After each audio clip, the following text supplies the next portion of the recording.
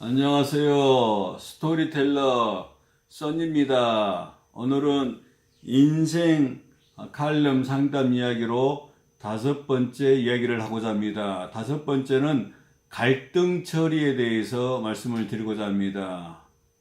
심리학자 어떤 에들러라고 하는 사람이 그랬는데, 인간은 마음이 흔들리는 시계추와 같다. 서로 이렇게 왔다 갔다 하는 시계추와 같다라고 하는 말을 한 적이 있어요. 또 철학자 파스칼도 인간은 생각하는 또 이렇게 갈다라고 하지 않았습니까? 그러니까 인간이 자꾸 이렇게 흔들리고 있는 것처럼 흔들린다고 하는 것이죠. 좌에서 우로 흔들리는 시계추처럼 흔들리고 있는 게 인간의 마음이라고 하였어요. 이런 마음을 갖고 있다 보니까 사람이 모이는 곳에는 항상 갈등이 있게 나름이에요. 그래서 어디든지 사람이 모이는 곳에는 꼭 갈등이 있게 나름입니다. 그래서 고부 간의 갈등이 있다든지, 부부 간의 갈등이 있다든지, 직장에서 또 갈등이 있다든지, 어디에서든지 사람이 있는 곳에는 언젠가는 갈등적 요소가 생기고 갈등이 있게 되어 있어요. 갈등이 없는 사람이 없단 말이에요. 여러분은 어떤 갈등이 있습니까? 갈등이 생길 때 또 어떻게 처리하고 있습니까? 이런 경우가 있어요. 어떤 분이, 이제 부부간의 갈등이 생겼더랍니다. 그런데, 되게 보면은 아내는 남편을 의심하거나 또 남편은 아내를 의심하는 의부증이라든가 의처증이 있기도 하지요. 그런데 그것이 아니라 할지라도 이제 그런 어려운 일이 또 그런 일이 또 있을 수도 있잖아요. 그런데 어떤 아내분이 자기 남편이 좀 늦게 들어오고 연락이 잘 안 되고 또 집에는 들어오는데 어쩐지 기분이 좀 묘한 거예요. 그래서 나중에 좀 조사를 해보니까 이제 그 남자분이 다른 여성분과 이렇게 만남이 있어요. 근데 다른 여성분은 홀로 사신 분이야. 혼자 사니까 힘드니까 이제 그 남성분이 이제 조금 이렇게 조금씩 도와주다 보니까 서로 이렇게 정이 통하게 되어서 가까이 지내게 되는 참 애매한 상태에 이렇게 빠져 있게 된 거예요. 이제 그걸 알고 난 다음에 이제 그 본 부인이 갈라서라고 그 여자하고 떨어져라고 말을 한 거예요. 근데 떨어질 수가 없어. 안 되는 거예요.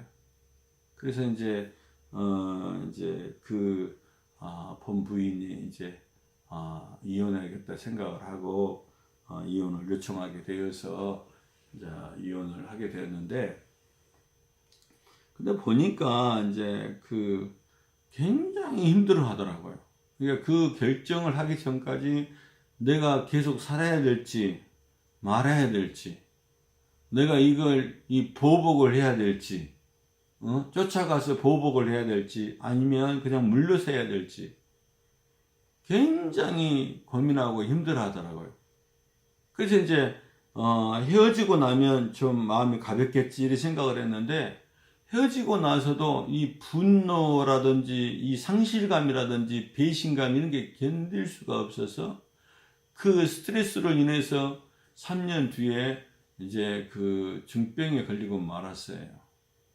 그리고 난 다음에 그 질병에 노출되고 난 다음에 2년 정도 투병하다가 돌아가셨단 말이에요. 돌아가셨는데 그 경우를 보니까 참 너무 마음이 아프고 안타깝더라고요. 뭐로 말을 해야 할지, 무슨 말을 해야 할지 모르겠더라고. 어떻게 도와줄 방법도 어떻게 할 방법이 없더라고. 남의 인생에, 남의 또 가정의 문제인데. 그래서 참 어려운 경우가 있었고, 어렵게 지내는 그 케이스를 본 적이 있었어요. 우리가 만일 그런 입장이 있다고 하면 어떻게 해야 되겠습니까? 또 그런 입장을 보고 있는 사람이 있다고 하면 어떻게 도와줄 수 있거나 어떻게 해야 되겠습니까? 저는 거기에 뭐 사용되지는 않았지만은 다른 사례를 보면서 약간 이것이 도움되지 않을까 싶어서 말을 드리는 것이, 게슈탈트라고 하는 독일의 그 심리학자가 있는데, 게슈탈트 빈의자 기법이라고 하는 게 있어요.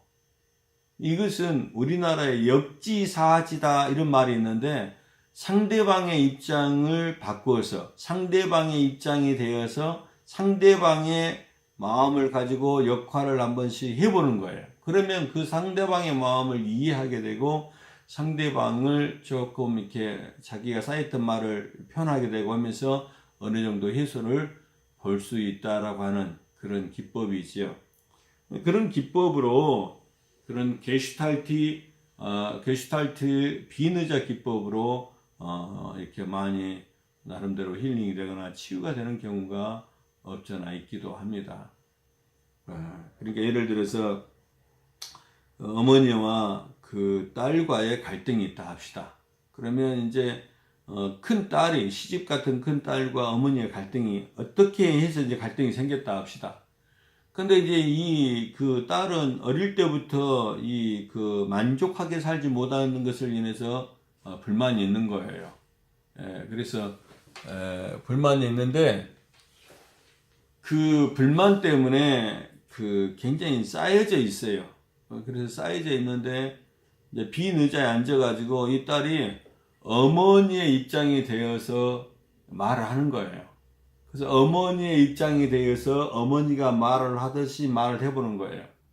그러니까 이 딸이 어려웠을 때 그 집안 형편을 알았기 때문에 어머니의 입장이 되어서 어머니가 말하듯이 한번 해본 거예요.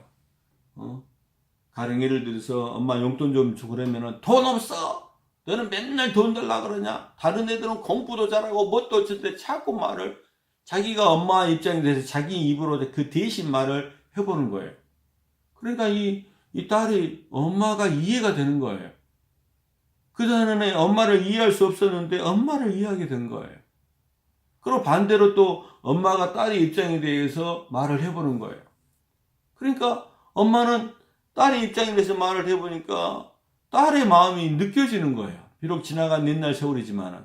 그래서 마음들이 서로 풀려가게 되고 서로 이렇게 이해를 하게 되면서 사과를 하게 되고 해서 관계가 회복이 되어서 좋아졌다고 하는 그런 여러 가지 사례나 그런 케이스를 들어보고 또 본 적이 있어요.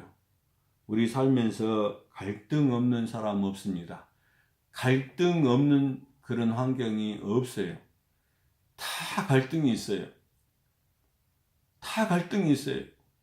갈등이 있을 때 자기 중심으로 자기만 생각하고 자기 말만 해버리면 갈등이 폭발합니다. 작은 것도 커져버리고 말아요. 그러나 큰 문제도 내가 상대방의 입장에 대해서 생각하기 시작하면 작은 문제로 줄어들 수 있고 심각하지 않아요. 건강하다면 정신이 건강하고 마음이 건강하다 하면 얼마든지 그것을 이겨낼 수 있어요. 지금 우리는 어떻게 하고 있습니까?